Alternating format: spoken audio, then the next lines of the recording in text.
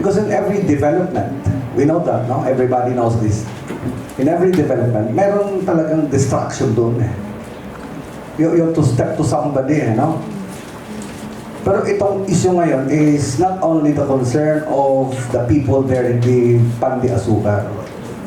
This is a global, this is a global concern because it causes also environmental damage. Medyo masakit na ngayon kasi yung mangingisda ngayon, yung dating nangingisda, nandiyan lang sa 20 kilometers from the shore sa kanilang munisipyo. 20 kilometers may isda na eh. Ngayon, they have to travel 1,000 kilometers para makakuha ng isda kasi mainit na ngayon yung gilid ng dagat natin. Nandun tayo sa gitna. Kaya kinukuha na ng China yung yung pag-isdaan ng Pilipinas eh. Diba, no? Kasi mainit na sa China masyado. Yung gilid ng ocean nila. Now, we are here naman to give something like parang pag-asa sa mga tao doon. We're not against you eh. We're not against the exploration activity there, no? Kasi para din yun sa development ng province eh. Magbabayad ko ng buwis dito, lahat na, di ba, no? Pero papaano naman yung mga tao doon after this activity? Yung kasi gusto namin bigyan ng mahalagang yung parang picture na after this, what will happen? That is why dapat dumaan muna dito sa kanila. Ito yung mga sir at mga ma'am.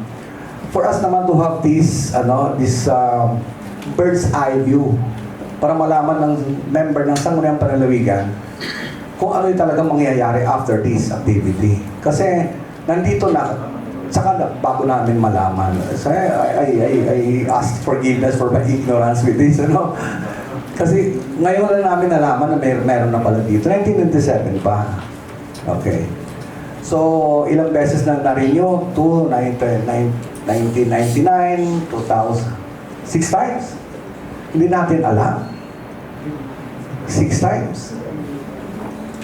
That's how open that's how open the communication here in the province of Iloilo. Kasi hindi natin 6 times na na-renew yung permit. Siguro, nung dati pa, siguro yung mga tao doon, they have also aired their grievances na. Matagal na. Pero ngayon lang yun nangyari kasi lumitaw na. That is one thing. Hindi namin pinipigilan. We're only asking a temporary relief there, no? Alam natin na live yung permit eh. Temporary lang yun. After this, siguro, tuloy naman kayo doon. After ma-expire yung TRO or whatever, this is ordered ba yun? Anong attorney? Cease and desist order.